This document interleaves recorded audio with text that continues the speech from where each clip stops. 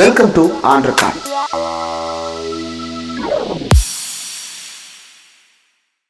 Welcome to on record. இன்றைக்கு நம்மோடு நேர்காணலுக்காக சிறப்பு விருந்தினராக மூத்த ஊடகவியலாளர் திரு ஜென்ராம் அவர்கள் இணைந்திருக்கிறார். அவரோட பேசலாம். சார் வணக்கம். சார் வணக்கம் இந்திரா.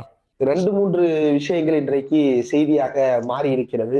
தமிழக வெற்றி கழகத்தின் அரசியல் வருகையை பார்த்து பயந்து போன தமிழ்நாடு முதலமைச்சர் திமுக தலைவர் இன்றைக்கு சேலத்திற்கு விஜய் வருகிறார் என்று தெரிந்ததும் 12 மணிக்கு அவர் பேச போகிறார் என்று தெரிந்ததும் காலை 9 மணிக்கே அவர் 5,000 ரூபாயை மகளிர் உரிமை தொகையாக டெபாசிட் செய்திருக்கிறார். இந்த செய்தியை எப்படி பாக்குறீங்க சார்? தவேகாவுக்கு மட்டுமா பயப்படுறாரு அவரு முதலமைச்சர்? தேர்தல் தோல்வி பயம் வந்துருச்சு, அதனால மக்களிடத்துல செல்வாக்கு இழந்து போய் இருக்கிறாரு. அதனால அவர் இந்த அறிவிப்பை வெளியிட்டு இருக்கிறாரு. 5,000 ரூபாய் கொடுத்திருக்கிறாங்க. வெற்றி பெற்று வந்த உடனே 2,000 ரூபாங்கிற அறிவிப்பையும் வெளியிட்டு இருக்கிறாங்க. எல்லாத்துக்கும் பயம்தான் காரணம் அப்படின்னு என்டிஏ முதலமைச்சர் வேட்பாளர் அதிமுகவை சார்ந்த எடப்பாடி பழனிசாமி சொல்றாரு. சார் அபிஷியலா அறிவிச்சிட்டாங்களா சார்? நீங்க சொல்ற தகவலா இல்ல தகவலா சொல்றீங்களா சார்? அவருக்கு இப்படி சொன்னா மகிழ்ச்சி அடைவார் அப்படிங்கிற நம்பிக்கையில சொல்றேன். அவருக்கு தேவையான மகிழ்ச்சியை கொடுப்பதற்கு அவங்க கூட்டணியில் இருக்கிறவங்களை தவிர மீதி எல்லாரும் ரெடியா இருக்கிறாங்க. அப்ப இதுலயும் முதலமைச்சர் யாருக்கு பயப்பட்டாருன்னு அவங்க 2 பேரும் தான் மோதி கொண்டிருக்கிறார்களா? ஆமா சார். அப்ப அதுல முதலமைச்சருக்கு இந்த பிரச்சனையில ரோலே கிடையாது. ஏன் சார் அவர் ஏன் இவ்வளவு பயந்து போயிருக்கிறார்? இன்னைக்கு ஒரு தாவேகா கூட்டத்தை பார்த்து அவர் இவ்வளவு பயப்பட வேண்டிய அவசியம் என்ன சார்? அதான் வழக்கமா நீங்க 15ஆம் தேதி தானே இந்த தொகையை போடுவீங்க. 13ஆம் தேதியே போட்டதுக்கு என்ன காரணம்? 15ஆம் தேதி பேங்கில் ஞாயிற்றுக்கிழமை.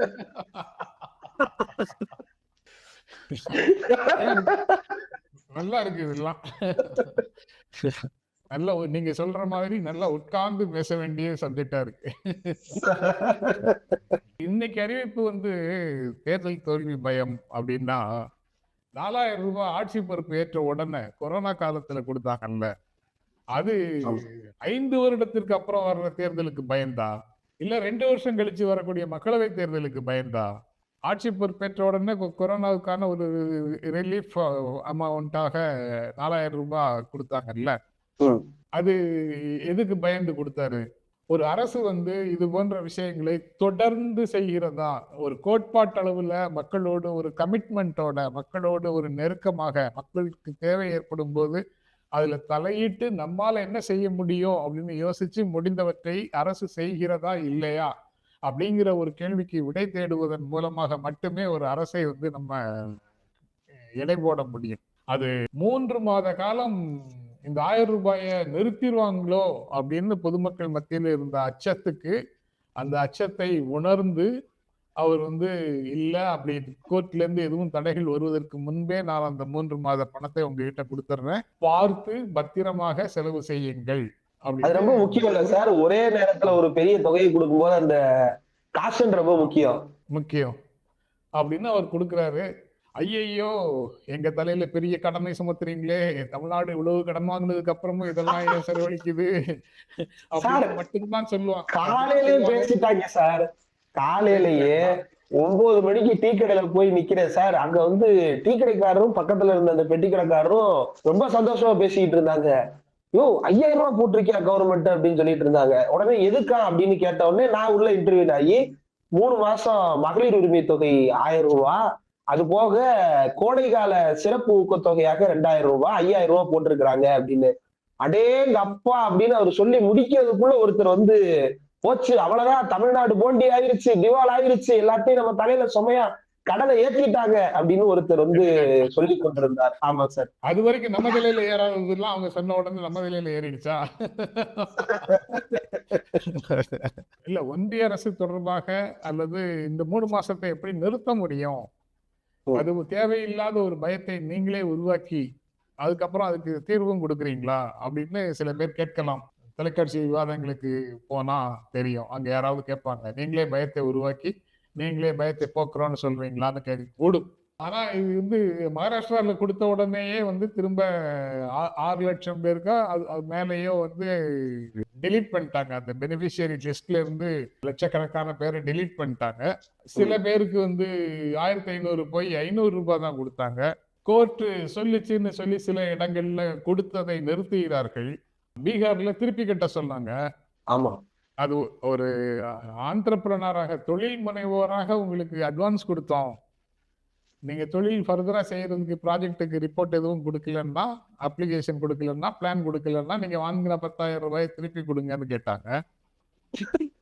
இந்த சரத்குமார் படம் வரும்ல சார், சூரிய வம்சம் படத்துல அந்த வயசான சரத்குமார் வந்து தன்னோட பேரன் சரத்குமார வந்து யானையில ஏத்துவாரு சார். யானையில ஏத்துன உடனே நல்லா இருந்துச்சா, இப்ப இறங்கி வா அப்படின்னு சொல்லி திருப்பி கூட்டிட்டு போயிடுவாரு. அந்த மாதிரி வந்து 10,000 ரூபாய் அக்கௌண்ட்ல வந்துச்சு, நல்லா இருந்துச்சா, சரி திருப்பி கொடுத்துரு. அந்த மாதிரி எதுவும் வந்துவிடக் கூடாது.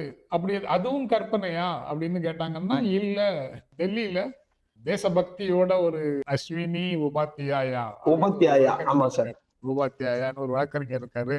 அவரு இந்த நேஷனல் ஆந்தம், நேஷனல் சாங், இந்த மாதிரி எல்லா விஷயங்களுக்கும் ஒரு பப்ளிக் இன்ட்ரெஸ்ட் லிட்டிகேஷன், பொதுநல மனு போடுறவரு. பாஜக நிர்வாகி சார், பாஜக நிர்வாகி. அவர் வந்து ஒரு பொதுநல மனு போட்டிருக்கிறாரு. இது உச்ச நீதிமன்றத்துல பொதுநல மனு போட்டிருக்காரு. 5 மாநிலங்கள்ல தேர்தல் வருது. அவங்க ஃப்ரீ பேஸ் தொடர்பாக பல அறிவிப்புகளை வெளியிடுவாங்க. அது எல்லாமே வந்து கரப்ட் பிராக்டிசஸ். அதனால அதுக்கெல்லாம் தடை விதிக்கணும் அப்படின்னு ஒரு மனு போட்டாரு. உச்ச நீதிமன்றம் அந்த மனுவை ஏற்றுக்கொண்டு மார்ச்ல விசாரணைக்கு எடுத்துக்கொள்ளலாம் அப்படின்னு சொல்லியிருக்குது. கவர்மெண்ட் வந்து கம்யூனலா பேசினா அனுமதிக்கலாம், அரசாங்கம் வந்து ஒரு செப்பரேட்டிஸ்டா பேசினா அனுமதிக்கலாம், அரசாங்கம் வந்து மக்களிடையே பிளவுவாதத்தை தூண்டும் வகையில ஆட்டை பிடிக்கிட்டு போயிருவாங்க, மாட்டை பிடிக்கிட்டு போயிருவாங்க, தாலியை பிடிக்கிட்டு போயிருவாங்கன்னா அனுமதிக்கலாம். 1000 ரூபாய் உரிமை தொகைன்னு கொடுத்தீங்கன்னா எப்படி சார் அனுமதிக்கிறது? அது கண்டிப்பாக அனுமதிக்கவே கூடாது. நீங்க ஒரு லட்சம் கோடின்னு சொல்லி நீங்க பெரு நிறுவனங்களுக்கு நீங்க கடனை தள்ளுபடி செய்யலாம். ஆனா 1000 ரூபான்னு ஒரு நலிவடைந்த பிரிவினருக்கு அல்லது அதிகாரம் வேண்டி நிற்கக்கூடிய, அதிகாரம் மறுக்கப்பட்ட நிலையில இருக்கக்கூடிய, குடும்ப அமைப்புக்குள்ள அடிமைகளாக வைத்திருக்கப்படக்கூடிய ஒரு செக்மெண்ட்டுக்கு நீங்க வந்து சிறிய நிவாரணமாக 1000 ரூபாய் கொடுத்தீங்கன்னா அது வந்து பெரிய தப்பு தான். அதை அனுமதிக்க முடியாதுதான். அப்படிப்பட்டவர்கள் தான் ஆட்சிக்கு வரணும்னு இங்க தவிச்சிட்டு இருக்கிறாங்க. இந்த மாதிரி சொல்லக்கூடியவங்க, இதெல்லாம் தப்புன்னு சொல்லக்கூடியவங்க ஆட்சிக்கு வரணும்னு தவிச்சிட்டு இருக்கிறாங்க. இந்த இப்படியே உரிமை தொகைன்னு உங்களுக்கு ஒரு லிபரேஷனை கொடுக்கற மாதிரி சொற்களை கூட பயன்படுத்தக்கூடாதுன்னு அவங்க குல விளக்கு அப்படின்னு சொல்லி வீட்டுக்குள்ளேயே பூட்டி வைக்கிற ஒரு கோட்பாட்டின் அடிப்படையில உங்களுக்கு 2000 ரூபாய் தரேன்னு பெருமையாக சொல்றாங்க. வீட்டை விட்டு வெளியில வராமல் இருந்தால், வீடு தாண்டி நீங்கள் வராமல் இருந்தால் உங்களுக்கு 2000 ரூபாய் தரேன் மாசத்துக்கு அப்படின்னு சொல்றாங்க. தாலிக்கு தங்கம் கொடுப்பேன், படிக்கிறதுக்கு எதுக்கு 1000 ரூபாய், கல்யாணம் பண்றதுக்கு தான் சிரமப்படுறாங்க, அதுக்கு தாலிக்கு தங்கம் தர்றேன். குடும்பத்தின் பெருமையை காக்குறது அவங்க தானே, எல்லா வீடுகள்லயும் அவங்க தானே. அவங்களுக்கு கொடுக்கறதுக்கா இப்படி சொன்னீங்கன்னா என்ன அர்த்தம் அப்படின்னு பெண்கள் மீது நாங்கள் மதிப்பு வைத்திருக்கிறோம், நீங்கள் பெண்களை மதிக்காமல் பேசுகிறீர்கள்னு நம்மை பார்த்து சொல்லக்கூடியவர்களும் இருக்கிறாங்க. இதுதான் அந்த மாதிரி சிந்தனை தான் அதிகமாகும். ஒருவேளை திராவிட முன்னேற்ற கழகம் ஆட்சிக்கு வராம வேறு யார் வந்தாலும் பெண்களை வந்து இப்படி ட்ரீட் பண்றாங்க. அந்த சிவகாசி படத்துல பேசுற டைலாக் மாதிரி பேசுறவங்க, வீட்டை விட்டு வெளியில வந்து வேலைக்கு போனாலே ஒழுக்கம் கெட்டவர்கள்னு பேசுறவங்க, வெளியில வந்தா பாதுகாப்பே கிடையாது, அதனால நீங்க வீட்டுக்குள்ளேயே இருங்கன்னு, பாதுகாப்பில்லை வீட்டை விட்டு வெளியில போகாதீங்க அப்படின்னு வீட்டுக்குள்ளேயே வச்சிருக்கிறவங்க, இவங்கதான் வந்து இதுக்கு மாற்றாக வரக்கூடியவர்கள். இதற்கு மாறாக திமுக வந்து பெண்களுக்கான அதிகாரத்தை வழங்குவதில் துணை நிற்கிறது. அரசு முழுமையாக வழங்கிவிட முடியாது. அது ஒரு நீண்ட கால போராட்டத்துக்கு பிறகுதான் அது சாத்தியம். அந்த போராட்டத்துக்கு பெண்களுக்கு துணை நிற்கிறது. இன்றைக்கு காலையில ஒரு திரைப்படத்தினுடைய சிறப்பு காட்சி ஒன்று திரையிடப்பட்டது. தோழர் ராஜமுருகன் இயக்கத்துல திரு சசிகுமார் அவர்கள் நடிப்புல மைலாட் அப்படின்ற படம். படம் வந்து பலருக்கும் பல கருத்துக்களை தரும், கண்டிப்பா விவாதிக்க வேண்டிய ஒரு புள்ளிதான் சார்.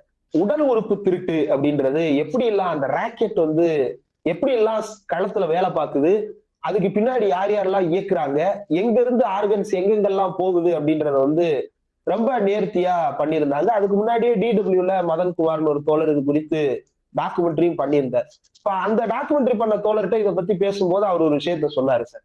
இதை எதுவுமே இதை நம்மளால எதுவும் பண்ண முடியாத தோழர் அப்படின்னு சொல்லிட்டு ஒரு உரையாடல் அவரோட பேசிட்டு இருக்கும்போது அவர் அண்டர்லைன் பண்ணி காட்டின விஷயத்த நான் சொல்லணும்னு நினைக்கிறேன் சார். எவ்வளவுதான் மேலிருந்து ஆக்ஷன்ஸ் எடுக்கப்பட்டாலும் இது கீழிருந்து மாற்றப்பட வேண்டிய ஒரு விவகாரம். அது புரியாம நிறைய பேர் பேசுறாங்க. இதுக்கு அடிப்படையான காரணம் மக்களிடையே இருக்கக்கூடிய வறுமை, அவர்களிடம் இருக்கக்கூடிய சமூக ரீதியாக, பொருளாதார ரீதியாக பின்தங்கி இருக்கக்கூடிய நிலை. இதை சரி செய்யாம நாம இந்த திருட்டை களைய முடியாது. 20,000 ரூபாய்க்கெல்லாம் தங்களுடைய கிட்னி அரசுக்கு சட்டத்திற்கு மாறாக வெளியே விற்பனை செய்தவர்கள் எல்லாம் இருக்கிறாங்க. இப்ப சட்டத்தின் பார்வையில இவங்களும் சேர்ந்து குற்றவாளியா தான் பார்க்கப்படுவாங்க நீதிமன்றத்துக்கு போனா. ஆனா அவங்க விக்டிம். அப்ப அந்த விக்டிமுக்கு காரணம் அவர் கையில அந்த 20,000 ரூபாய் அப்படின்றது. 1000 ரூபாய் என்ன செய்யும்னு கேக்குறாங்கல்ல சார். அந்த 1000 ரூபாய் ஒரு வருஷத்துல 12,000 ரூபாய். அந்த 20,000க்கு பயந்து தங்களுடைய கிட்னிகளை விலை கொடுத்து கொண்டிருப்பவர்களுக்கு இந்த திட்டம் எவ்வளவு பெரிய ஒரு மாற்றத்தை கொண்டு போய் சேர்க்கும் அப்படின்றத அந்த பணத்தை பார்க்கும்போதே யோசிக்க முடியுது சார். அவர் ஒரு சசிகுமார் ஒரு 30,000 கடன் வாங்குவாரு சார். அந்த 30,000 கடன் வாங்குவாரு. அது கொஞ்சம் கொஞ்சமா மல்டிப்ளை ஆகி அது ஒரு 75,000 மாறும். அப்புறம் 2 லட்சமா மாறும். ஆனா இந்த மகளிர் உரிமை தொகை மாதிரியான திட்டங்கள் வரும்போது அவங்க இதற்கு பயந்து தங்களுடைய கிட்னியை விற்க வேண்டிய அவசியம் அங்க இல்லாம போகுது. அப்போ இது ரெண்டையும் நான் பொருத்தி பாக்குறேன். இன்னைக்கு வந்த அறிவிப்பு, இன்னைக்கு வந்த படம் ரெண்டு ஏதோ ஒரு வகையில பொருந்தி போகுதோ அப்படின்னு தோணுது. நம்ம ஏற்கனவே இந்த வெல்லும் தமிழ் பெண்கள்னு ஒரு நிகழ்ச்சி நடத்துனாங்கல்ல அரசுல. அதுல ஒரு லேடி சொன்னாங்க, இந்த 1000 ரூபாய் கொடுக்குறீங்களே அது எங்களுக்கு ஒரு பெரிய வசதியாக இருக்கு. நான் ஒரு 1000 ரூபாயில முதல்ல முட்டைகள் வாங்கி விற்றேன். அப்புறம் அதுல கிடைக்கிற பணத்தை வச்சு கோழிகள் 2 வாங்கினேன். அதுக்கப்புறம் கோழிகள் கொஞ்சம் அதிகமாகி அதுக்கப்புறம் ஆடு வாங்கினேன். அப்புறம் ஒரு ஆடுகள் ஆச்சு அப்படின்னு சொல்லி சொன்னாங்க. இந்த 1000 ரூபாயை வச்சு அவங்க தனியா ஒரு கிராஃப் ஒண்ணு போடுறாங்க. கேரியர் குரோத் ஒரு கிராஃப் போடுறாங்க. ரொம்ப எமோஷனலா இருந்தது அவங்க சொல்லும் போது. நம்ம நினைத்து பார்க்காத இடங்கள்ல, நினைத்து பார்க்காத வகையில வளர்ச்சிகள் வருது இந்த மாதிரி விஷயங்கள்ல அப்படிங்கிறது தெரியுது. அதுல மற்றபடி கீழிருந்து மாற்றங்கள் வரணும். அது வராமல் அது நிற்காது, நிலை பெற்று நிற்காது அப்படிங்கிறது தான் பிரச்சனை. அதனாலதான் நான் அரசினுடைய தலையீடும் அரசு துணை நிற்கிறது அப்படின்னு சொல்ல, பிரச்சனையை தீர்க்குதுன்னு நம்ம சொல்லல யாருமே. அது அரசாங்கமே சொல்லல. அப்படிங்கிறது தான் அரசாங்கத்தினுடைய லைன். இல்ல, மக்களுக்கு தேவை இருக்குன்றத கவர்மெண்ட் ரெகக்னைஸ் பண்றதுனால தானே சார் 1000 2000 மாத்தி தர்றேன்ற அறிவிப்பு வருது. ஆமா ஆமா. இல்ல அது தேர்தலுக்காக இவங்க சொல்றாங்கல்ல, தேர்தல் உன்னாலதான் செய்றீங்க அப்படின்னு சொல்றாங்க. வேற எப்ப சொல்லணும் அத? சார் இது முக்கியமான பாயிண்ட் சார். நீங்க சொல்ற பாயிண்ட் ரொம்ப முக்கியமான. தேர்தல் வராம ஸ்டாலின் சொன்னா 2000 ரூபாய் நாங்க ரெண்டாவது இந்த தேர்தல் முடிந்த அப்புறம் ஆட்சிக்கு வந்த உடனே 2000 ரூபாயை கொடுக்குறோம்னு ஸ்டாலின் சொன்னா தேர்தல் பயத்துல சொன்னாருன்னு அர்த்தம். அதே விஷயத்த நாங்கள் ஆட்சிக்கு வந்தால் 2000 ரூபாய் தருவோம் குலவிளக்கு திட்டத்துல அப்படின்னு எடப்பாடி சொன்னா அதுல தேர்தல் பயம் எல்லாம் கிடையாது. தேர்தலுக்காக அவங்க சொல்லல. அவங்க ஆண்களுக்கு இலவச பஸ்ன்றது தேர்தல் பயம் கிடையாது. ஆண்களுக்கு இலவச பஸ் தேர்தல் பயம் கிடையாது. வெஹிக்கிளுக்கு 25% மானியமா? அது 5 லட்சம் பெண்களுக்கு மட்டும், எல்லாருக்கும் கிடையாது. ரேஷன் கார்டு 2.5 கோடி பேர் வச்சிருக்கலாம். நாங்க 5 லட்சம் பேருக்கு தான் கொடுப்போம். மாநில நிர்வாகிகள் வீட்டுல அவ்வளவுதான் வருது கணக்கு. சரி, அது நீங்க டார்கெட்டட் குரூப்புக்கு மட்டும்தான் அப்படின்னு மாதம் 1000 ரூபாய் உரிமை தொகையை செலக்டடாக ஒரு 1.5 கோடி அல்லது 1.25 கோடிக்கு மட்டும் நீங்க கொடுத்தீங்கன்னா அது ஏன் யுனிவர்சலா கொடுக்கல, ஏன் எல்லா பெண்களுக்கும் கொடுக்கலன்னு கேட்போம். நாங்க அதே மாதிரி ஒரு ஸ்கீம் அனௌன்ஸ் பண்ணணும்னா அது 5 லட்சம் பேருக்கு மட்டும்தான் அப்படின்னு சொல்லுவோம். அதாவது தனக்கென்று ஒரு அளவுகோல், திமுகவுக்கு ஸ்டாலினுக்கு என்றால் ஒரு அளவுகோல் அப்படின்னு ரொம்ப அற்புதமான ஒரு விளையாட்டு விதியை வச்சிருக்கிறாங்க அதிமுக. அவங்க மட்டுமா சார்? இப்போதைக்கு அவங்க மட்டும்தான் நினைக்கிறேன். மூணாவதாக ஒருத்தர் அவங்க எல்லாம் உங்களுக்கு எதிரி இல்லை, நாங்க தான் அவங்களை எதிர்த்து நிற்கிறோம், நாங்க தான் உங்களோட சண்டை போட போறோம், அதனால பிரச்சனை எனக்கும் உங்களுக்கும் தான், அதனால ஸ்டாலின் வேணுமா விஜய் வேணுமா அப்படின்னு அவர் பேசி பேசி பாக்குறாரு. ஆனா அது செல்ஃப் எடுக்குதா அப்படின்னு தெரியல. ஆனா அந்த 2 பேருக்கும் இடையில உண்டான போட்டி மட்டும் நல்லா தெரியுது. ஸ்டாலினை எதிர்த்து தோற்பதில் யார் முதல்ல இருக்கணும் அப்படிங்கிறதுல அவங்களுக்குள்ள ஒரு போட்டி இருக்கிறது மட்டும் நல்லா தெரியுது. சார் இதுல இடையில நீங்க குறிப்பிட்ட தேர்தல் வர்றதுனால இந்த வாக்குறுதி கொடுக்குறாங்க, தேர்தல் வர்றதுனால உங்க கனவை சொல்லுங்கன்னு கேக்குறாங்க. தேர்தலுக்காக மக்களுக்கு நல்லது செய்வாங்கன்றதுனாலதானே சார் 5 வருஷத்துக்கு ஒருக்க தேர்தல் நடத்தி மக்களை சந்திக்க வைக்கிற ஏற்பாட அரசமைப்பு சட்டம் மூலமா செஞ்சு வச்சிருக்கோம். அப்ப அது ஒன்றும் சட்டத்துக்கு விரோதமானதோ அல்லது வந்து மாண்புகளுக்கு எதிரானதாகவோ ஆகிடாது சார். குறிப்பாக எந்த பிரச்சனையிலையும் நல்ல திட்டங்களை கொண்டு வராம விட்டுட்டு கடைசியாக ஒரு 7.5% அரசு பள்ளி மாணவர்களுக்காக ஒரு இடஒதுக்கீடும் 10.5%, 10% வன்னியர்களுக்கான இடஒதுக்கீடும் கொடுத்துட்டா 5 வருட ஆட்சியையும் பத்தி யாரும் கவலைப்பட மாட்டாங்க. நாங்க சொன்ன இந்த 2 விஷயத்தை மட்டும்தான் யோசிப்பாங்க அப்படின்னு ஒரு கனவுல என் கனவை சொல்கிறேன்னு அவங்க வந்து ஒண்ணு நடைமுறைக்கு கொண்டு வந்தாங்கல்ல, அதே மாதிரியே எல்லாரையும் நினைக்கிறாங்க. சார் இப்ப 42 பேர் செத்த போது வெளியே வந்து பேசாம, தன்னுடைய கட்சி நிர்வாகிகள் மாநாட்டுக்கு வர்ற வழியில செத்ததுக்கு வெளியே வந்து பேசாம, வெள்ளத்துக்கு வெளியே வந்து பார்வையிடாம, எல்லாத்துக்கும் வீட்டுக்குள்ளேயே இருந்தவர் திடீரென்று வந்தால் அது தேர்தலுக்கு வந்ததா ஆகாது. அது தைரியத்தை காட்டுது. ஆஹ் தைரியமே அனைத்து விஷயங்களுக்கும் அடிப்படை. Courage is the basic base. Courage is the base. Sir அவர் வந்து அந்த வார்த்தையை வந்து சரியா வாசிக்கணும்னு நினைக்கிறேன் சார். வெயில்ல வந்து அந்த ஒயிட் பேப்பர் ப்ளீச் ஆயிருக்கும். ஆங்கரேஜ், நான் என்னுடைய வீட்டில் ஆங்கரேஜ் போட்டு உட்கார்ந்து இருக்கிறேன் அப்படின்றத அவர் கரேஜ் அப்படின்னு வாசிட்டாருன்னு நினைக்கிறேன் சார். ரொம்ப கஷ்டமாக இருக்கு அது. சார் இன்னைக்கு ஒருத்தர் இறந்திருக்கிறாரு சார் சேலம் கூட்டத்துல ஒரு இருக்காரு. அந்த மாதிரி செய்திகளே ரொம்ப டிஸ்டர்பிங்கா இருக்கு. ஆனா வெத்து வாய் சவடால் விட்டுக்கிட்டு இருந்தாங்களே, இந்த நேரத்துல அப்படி பேசக்கூடாதுதான். ஆனா அவங்க பேசுறது அவ்வளவு தூரம் இரிட்டேட்டிங்கா இருக்கு. நீங்க வச்சிருக்கிறத விட டாக்டர்ஸ் அதிகமாக வச்சிருக்கிறோம் அப்படின்னுலாம் இது என்ன விதமான பேச்சுன்னே தெரியல. நீங்க கூட்டம் நடத்துறதை விட மிகப்பெரிய கூட்டத்தில் இருக்கக்கூடிய டாக்டர்ஸை விட நாங்க இங்க டாக்டர்ஸ் அதிகமாக வச்சிருக்கிறோம்னா, ஒரு மயங்கி விழுந்த யாரும் இறந்து போகாம காப்பாத்தி இருக்க வேண்டியதுதானே அவங்க பொறுப்பு. இந்த டாக்டர்கள் எல்லாம் எப்படிப்பட்ட டாக்டர்கள்? முனைவர் பட்டம் வாங்கினவங்களெல்லாம் நீங்க வந்து உயிர் காப்பார்கள்ங்கிற நம்பிக்கையில கூட்டு வந்தீங்களா? சரி, அவரே டாக்டர் தானே சார். எந்த யூனிவர்சிட்டி கொடுத்தது தெரியல சார். ஏதோ ஒரு யூனிவர்சிட்டி கொடுத்ததா இல்ல இந்த படத்துலயாவது எம்பிபிஎஸ்ஸா நடிச்சாரா? அப்படி கூட இல்ல, இன்னும் யூனிவர்சிட்டி கொடுத்தது தானே. கௌரவ டாக்டர் பிரைஸ், மதிப்புறு முனைவர், அது ஏற்றுக்கொள்ளக்கூடியதுதான். பட் அவர் கூட வர்ற ஆட்கள்லாம் இப்படி பேசுறாங்கல்ல, அந்த மாதிரி பேசுறது அவர் பேச்சு கொஞ்சம் ரிஃபைன் ஆகிட்டே வருது. நல்ல விஷயம். இல்ல ரிஃபைன் ஆகுதுன்னா ரொம்ப பாயிண்டடா வந்து பாஜக எதிர்ப்பெல்லாம் பேச தேவையில்லைன்ற ஒரு கான்பிடன்ட், ஒரு கம்ஃபர்டபுளான ஸ்பேஸுக்கு வந்து ஏடிஎம்கே ஃபைட் பண்ற மாதிரி டிஎம்கே மட்டும் திட்டினா போதுன்ற ஒரு ஸ்பேஸ் ரொம்ப கம்ஃபர்டபுளா எடுத்துக்கிறாரு சார். ஆமா. ஏன்னா அது அவரு கிரவுண்டு. நீங்களும் மெய்ட்டனும் தினமும் போட்டு அவரை வறுத்து எடுக்கிறீங்க. அதுக்காக வந்து எல்லாரையும் திட்ட வேண்டியது இருக்குங்கிற கஷ்டம்லாம் இப்ப இல்லை. அவர் திமுகவை மட்டும்தான் திட்டணும்.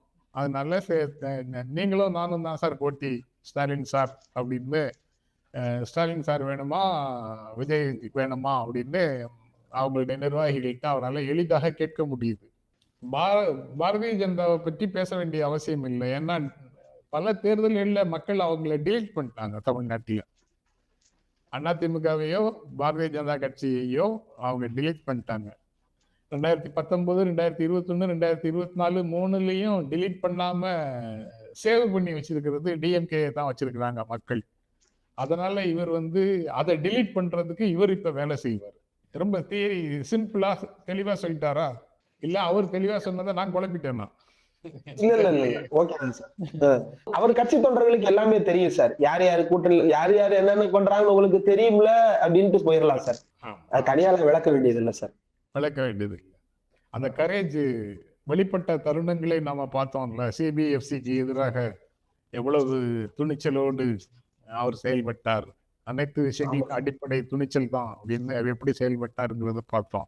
ஆமா சார். அந்த அறிக்கை, அந்த சிபிஎஸ்சியை கண்டிச்சு அவர் எழுதுன அந்த வார்த்தைகள் எல்லாம் வந்து அவரு ஆங்கிலத்தில் எழுதிட்டாரு. அந்த தமிழ்ல மொழிபெயர்க்கவே முடியல சார். அவ்வளவு கடுமையான வார்த்தைகள் அவர் வந்து எந்த மொழியில் எழுதியிருக்கிறாருன்னே தெரியல சார். 70 நாட்களாக விட்டே வெளியில வரல அப்படின்னு எடப்பாடி பழனிசாமி தான் அவரை கடுமையாக விமர்சிக்கிறாரு. ஆமா. அந்த கூட்டத்துக்கு போய் இறந்து போனவர் மகாராஷ்டிராவை சேர்ந்தவர்னு செய்தியில வேற சொல்றாங்க. சூரஜ். Yes sir.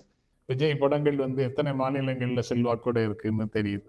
இல்ல அவர் இங்க சென்னை வந்துதான் அவர் படத்தை பார்த்து, அல்லது அவருடைய அவரை இன்னும் நடிகராக பாக்குறது நீங்க பண்ற தப்பு அவர் தேவைக்க ஆரம்பிச்சதுக்கு அப்புறம் அவருக்கு ஆதரவு கொடுக்கறதுக்காக மகாராஷ்டிரால இருந்து ஒருத்தர் அந்த கூட்டத்துக்கு வந்திருக்கார். ஓகே. எஸ்ஐஆருக்கு பிறகு அவர் வந்து இந்த மாதிரியான முடிவு எடுத்திருக்கலாம் சென்றிருப்பார். இல்ல அவருக்கு ராஜகுருவாக இருக்கக்கூடியவங்களா தெரியல மகாராஷ்டிரால இருக்கிறவங்க. மகாராஷ்டிரா சேர்ந்தோம்னா அப்ப கண்டிப்பா அழைத்து வரப்பட்டவராக தான் இருப்பாரு. அப்போ இது வந்து ரொம்ப கண்ணுக்கு முன்னாடி இவ்வளவு பெரிய ஒரு விஷயம் நடந்திருக்கு சார். ஆனா அவங்களால எப்படி சார் இதை ரொம்ப சிம்பிளா அப்படி கடந்து போயிட முடியுது? சிம்பிளா கடந்து போறாங்கன்னு நம்ம அசியம் பண்ண முடியாது. வீட்டுக்குள்ள விரும்பத்தகாத ஒரு நிகழ்வு நடந்துடுச்சு அப்படின்னு அவங்களுக்கும் தெரியும். பட் அவங்க ஆட்டிடியூடு, அவங்க கூட வந்தவங்களுடைய ஆட்டிடியூட் இருக்குல்ல, இன்னைக்கு மட்டும் இல்ல, எப்பவுமே அவங்க வந்து இந்த மாதிரி கூட்டத்துல 4-5 பேர் கஷ்டப்பட்டாங்கன்னா அது வந்து கூட்டத்தினுடைய வெற்றி அப்படின்னு நினைக்கிறாங்களா என்னன்னு தெரியல. அதுதான் தலைவர் மேல பயங்கர ஈடுபாட்டோட அவங்க எல்லாரும் கூட்டத்துக்கு வர்றாங்கன்னு இதை இன்டர்பிரட் பண்றாங்களா அப்படின்னு தெரியல. ஒரு சில மோசமான மனநிலை அதுக்குள்ள இருந்து வெளிப்படுது. எப்படி ஒரு அனுபவத்துக்கு பிறகும் ஏன் இப்படி நடக்குது? அல்லது தன்னுடைய நிலை அறியாமல் ஆர்வ கோளாறு இல்ல விஜயை பார்க்கறதுக்காக மக்கள் வந்து சேர்ந்து மாட்டிக்கிறாங்களா? கூட்டத்துல ரொம்ப நேரம் நிற்க முடியாது, காற்று இல்லாம ரொம்ப நேரம் இருக்க முடியாது, தம் பிடிச்சு நிற்க முடியாது, தண்ணி குடிக்காம இருக்க முடியாது, அதுக்கு தேவையான தண்ணி எடுத்துட்டும் வரமாட்டோம், இருக்கிற இடத்த விட்டுட்டு வெளியில போய் தண்ணி குடிச்சிட்டு வந்தா அதுவும் முடியாது, அதுக்குள்ள இடம் போயிடும் அப்படின்னு பயம் இருக்கு. இப்படி எல்லாம் சேர் கூட கிடையாது. சேர் போடக்கூடாதுன்னு ஆணையா, கண்டிஷனா? அப்படி இல்ல சார். அது நம்ம தேர்வு தானே சார். உட்கார்றதும் நிக்கிறதும் நிகழ்ச்சி நடத்துறவங்களுடைய தேர்வு தான். அது நம்ம எழுதி கொடுக்கறது தான். எஸ்ஓபில சேர் போடக்கூடாது அப்படின்லாம் எதுவும் கிடையாது சார். எதுவும் இல்ல. சரி, அப்போ இதுக்கு யாரு பொறுப்புன்னு கேட்டா போலீஸ சொல்ல முடியாது அவங்க. இல்ல ஓப்பனிங்லயே சொல்லிட்டார்ல சார், ஸ்டாலின் ஆபரேட்டிங் ப்ரொசீஜர்னு. ஆமா, ரைட் தான். எது நடந்தாலும் ஸ்டாலின் தான் பொறுப்பு. கரெக்ட். அநியாயமா அப்படி பண்ணிட்டாரே சார் சீஃப் மினிஸ்டர். என்ன செய்யறது? ஐயோ கஷ்டம். எப்பெல்லாம் இவர் எஸ்ஓபியை நக்கல் அடிக்கிறாரோ அப்பெல்லாம் ஒரு அசம்பாவிதம் நடக்குது. எப்பெல்லாம் இவர் வந்து போலீஸினுடைய அழுத்தத்தை வந்து பொருட்படுத்தாம உதாசீனப்படுத்தி பேசுறாரோ அப்பெல்லாம் இது மாதிரியான அசம்பாவிதம் தொடர்ந்து நடந்துகிட்டே இருக்கு சார். இனி இதையும் காரணமாக எடுத்துட்டு போலீஸ் இன்னும் அதிகமாக கண்டிஷன் போடுறதுதான் சரியானதாக இருக்கும். எஸ். அது எந்த கட்சிக்கும் போடாத நிபந்தனைகளை எங்களுக்கு மட்டும் போடுறீங்கன்னு கட்சி நிறைய அழுவாங்கல்ல, அதுக்கு என்ன செய்யறது? காவல்துறை இன்னும் கெடுபடியாக தான் காவல்துறை வந்து இவர்கள் மேடையில் பேசுகிறார்கள் என்பதற்காகவெல்லாம் தங்களுடைய நிலையிலிருந்து தளர்த்தி கொள்ள தேவையில்லை அப்படின்றத மட்டும் புரிந்துவிட முடியுது சார். பொறுத்திருந்து பார்ப்போம் சார். இந்த விஷயங்கள் பேசியிருக்கோம். நன்றி சார். நன்றி. நன்றி இந்திரகுமார்.